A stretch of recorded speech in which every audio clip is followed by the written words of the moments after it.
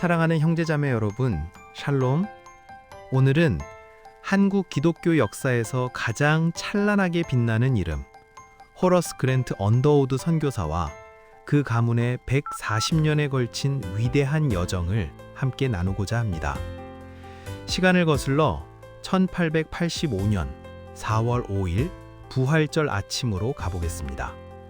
인천 제물포항에 갓 26이 된 청년 언더우드가 첫 발을 내딛었습니다. 당시 조선은 외세의 침략과 내부의 혼란으로 소용돌이치던 은둔의 나라였습니다. 사실 언더우드는 인도로 가려 준비하던 선교사였습니다. 하지만 기도 중 조선에는 갈 사람이 아무도 없느냐는 하나님의 강렬한 부르심에 순종했습니다.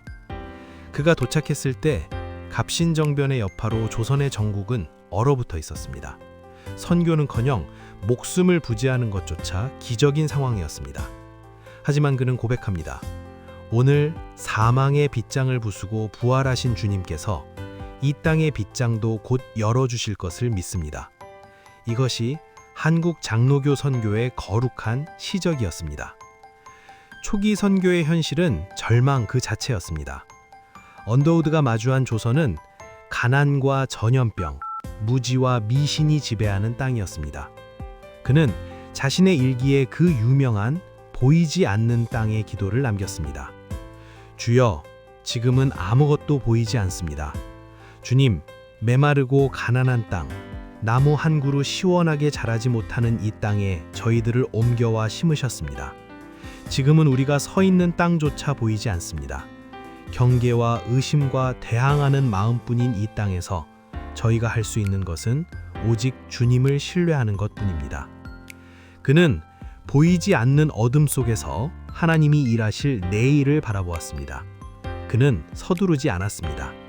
알렌 선교사의 제중원에서 물리와 화학을 가르치며 조선 사람들의 마음을 얻었습니다. 고아들을 모아 먹이고 가르치며 훗날 경신학교와 연세대학교의 모태가 된 사역을 시작했습니다. 1887년 그는 자신의 집에서 한국 최초의 조직교회인 세문안교회를 세웠습니다. 아무것도 보이지 않을 때 순종하는 것, 그것이 언더우드가 우리에게 보여준 참된 믿음의 정석이었습니다. 언더우드의 사역에는 결코 빼놓을 수 없는 동반자가 있었습니다. 바로 그의 아내 릴리어스 호턴입니다. 그녀는 명문 의대를 졸업한 촉망받는 의사였으나 조선의 여인들을 돌보기 위해 이 땅을 찾았습니다. 릴리어스는 고종의 비인 명성황후의 주치의가 되어 왕실의 신뢰를 얻었고, 이는 복음이 궁궐과 사대 부층으로 퍼져나가는 결정적인 계기가 되었습니다. 1889년 두 사람은 결혼했습니다. 놀라운 것은 그들의 신혼여행이었습니다. 가마를 타고 평안도와 황해도 오지를 누리는 노천 선교 여행을 떠난 것입니다. 릴리어스는 일기에서 당시를 회상합니다. 우리는 흙먼지 날리는 길 위에서 신혼의 단꿈보다 영혼을 향한 하나님의 꿈을 먼저 보았다. 그녀는 언더우드와 함께 성경을 한글로 번역하고 찬송가를 편찬하며 한국교회의 기틀을 닦았습니다. 두 사람의 사랑은 단순히 남녀의 사랑을 넘어 하나님이 주신 달란트를 서로 배려하며 극대화한 천국 동역의 모범이었습니다. 언더우드는 조선의 미래가 교육에 있다고 믿었습니다. 그는 조선 청년들이 하나님을 아는 지식과 근대 학문을 동시에 배워야 나라가 산다고 확신했습니다. 그는 1915년 미국 선교부의 반대와 재정적 어려움을 뚫고 연시 전문학교를 설립했습니다. 그는 학교 부지를 마련하기 위해 온몸으로 뛰었습니다. 당시 그는 만성적인 과로와 질병으로 몸이 망가져 있었습니다. 하지만 미국으로 건너가 기부를 호소했습니다.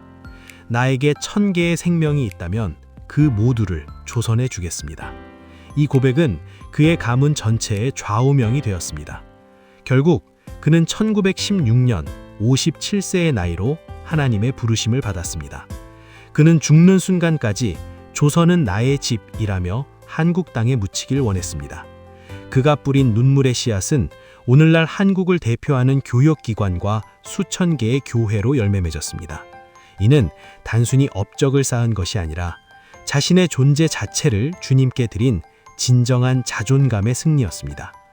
언더우드의 헌신은 그의 죽음으로 끝나지 않았습니다. 그의 아들 원한경, 호러스 호턴 언더우드는 한국에서 태어나 한국말을 모어처럼 사용하며 평생을 연희전문에 바쳤습니다.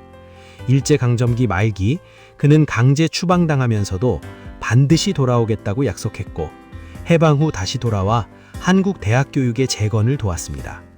6.25 전쟁 중 그의 아내 에델이 공산군에 의해 피살되는 비극을 겪었음에도 그는 한국을 원망하지 않고 이 땅에서 숨을 거두었습니다. 손자 원일한, 호러스 그랜트 언더우드 2는 6.25 전쟁 동안 해군 장교로 참전했습니다. 특히 인천 상륙 작전에서 통역과 작전 지원을 맡아 대한민국을 위기에서 구하는 데 결정적인 역할을 했습니다. 전쟁 후에는 연세대학교에서 교수로 재직하며 한국의 민주화와 근대화를 지켜보았습니다. 증손자 원한광에 이르기까지 이 가문은 140년 동안 한국의 고난과 영광의 현장에 늘 함께했습니다. 그들은 외국인으로서 손님 대접받으려 하지 않았습니다. 스스로를 한국인이라 생각하며 낮은 못에서 섬겼습니다. 우리가 앞서 나눈 벼는 익을수록 고개를 죽인다는 말처럼 그들은 가장 높은 곳에서 가장 낮은 자세로 우리 민족을 섬겼습니다.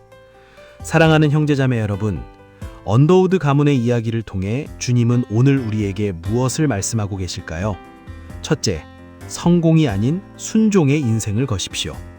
언더우드가 제물포에 내렸을 때 성공의 보장은 없었습니다. 오직 하나님의 부르심만 있었습니다. 보이지 않을 때 믿는 것이 진짜 실력입니다. 둘째, 나의 달란트를 타인을 위해 흘려보내십시오. 언더우드는 자신의 학벌과 가문의 부를 한국인들의 교육과 치료를 위해 쏟아부었습니다. 그것이 하나님과 실시간으로 교제하는 삶의 방식입니다. 셋째, 가정에 믿음의 유산을 남기십시오. 4대째 이뤄진 헌신은 부모의 삶이 자녀들에게 진심으로 존경받았을 때만 가능합니다.